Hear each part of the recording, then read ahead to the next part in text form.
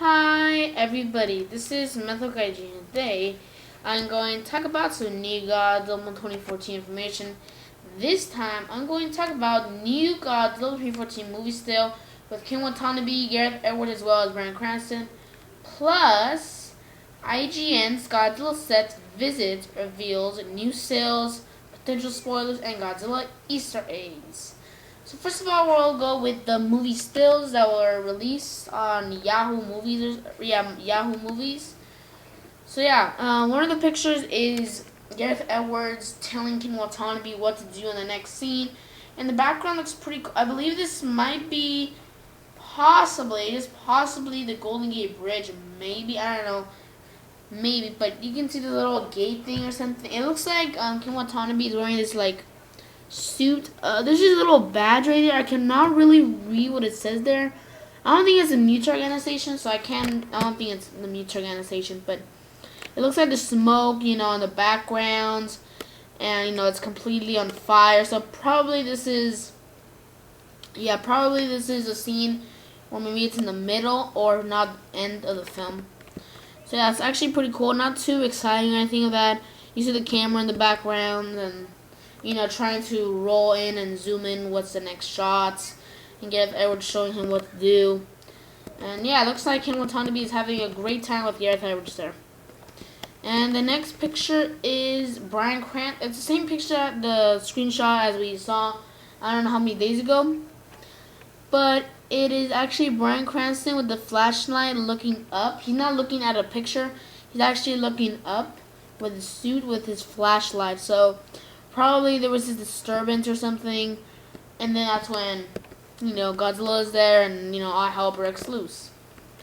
So yeah, just those little tiny little pictures, barely even anything. So yeah, now we'll go into something actually very interesting. It's from IGN. Well, IGN, there was actually somebody who was in IGN from the Godzilla 2014 set, and he actually reveals, some potential spoilers, and also talks about, other Godzilla Easter eggs, and even new Godzilla 2014 set pictures. So yeah. Now right here, there's actually this video on IGN, but I'll read it right here as it says right here. In word form, since I don't want to copyright. I know I'm too obsessed with it. And actually, before I start that, there's actually this little cool, very nice screenshot. I mean, not screenshot, an image of the scene with the trailer where we see the bones in a cave. Man, that's actually pretty awesome. Okay, but anyways, this is what it says. IGN. Actually, wait a minute. Okay. Let's just read what it says, the whole entire thing. So it's called IGN's Godzilla Set Visit reveals new sales, potential spoilers, and Godzilla Easter eggs. So yeah, let's read what it says here.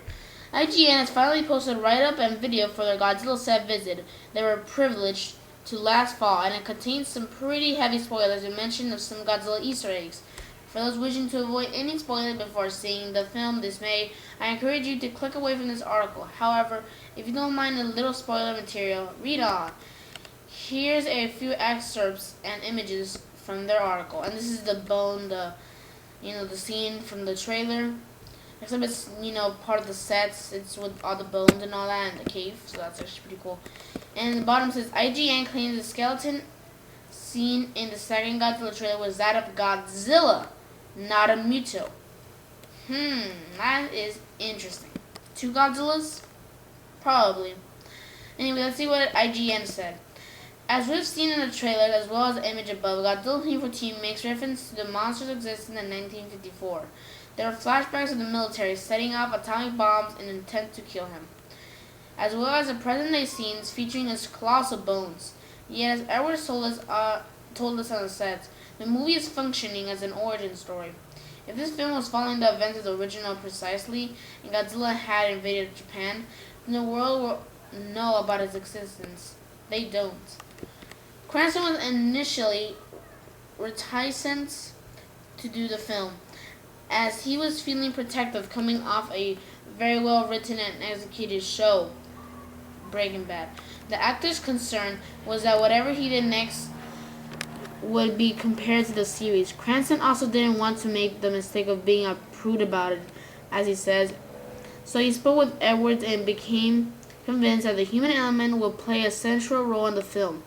There's a cat in the cradle, a strange father-son dynamic between Johnson's character that the actor responded to and nurtured in early drafts of the script.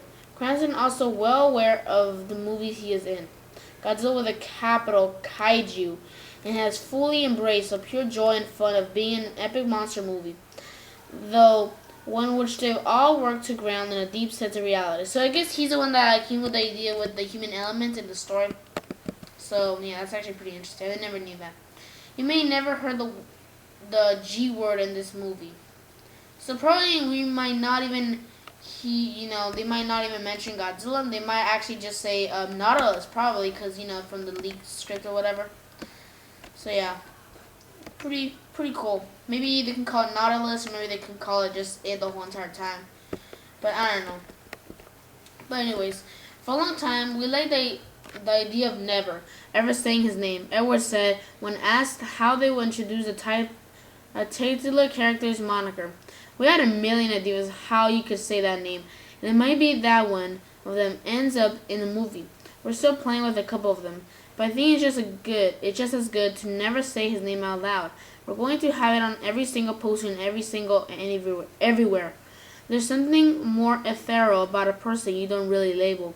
It's so obvious to say, it's Godzilla. How do you talk about this thing? Is it a thing? Is it a creature? Is it a monster? Is it an organism? Is it an animal? And we kind of use all of those and wait for the right moment to use the actual name gag. I saw Man of Steel last night and thought they were quite clever about it. The studio's focus and intent has been honored the source with integrating a contemporary take at every single stage of the production, from the script to Godzilla's design. The team worked very close with Toho on its visual aesthetic. The same is true for his iconic roar. We asked ourselves, how do you make sure that you can tell it's a classic roar and yet an updated version? Toll said in our interview. In our minds, when we sat down with Eric, our sound designer, on this, the guiding principle was always, well, look, when you hear the classic roar in the Godzilla movies, we want people to be like, oh, that's the movie version. Then when they hear our version, it's like, oh, if you're on the ground, that's what it actually sounds like. This long, and then right here, the rest, that's actually just the end. But there's this little, not sneak peek, but it's more of a screenshot of Aaron Taylor Johnson, which is pretty awesome. So yeah, that is that. So just a little video, not too major, major news or whatever, just little. So I'll leave these two articles as a link in the description below. Fucking check it out. So anyways, and for this video, make sure to like and comment. This is Mother Kaiju signing out.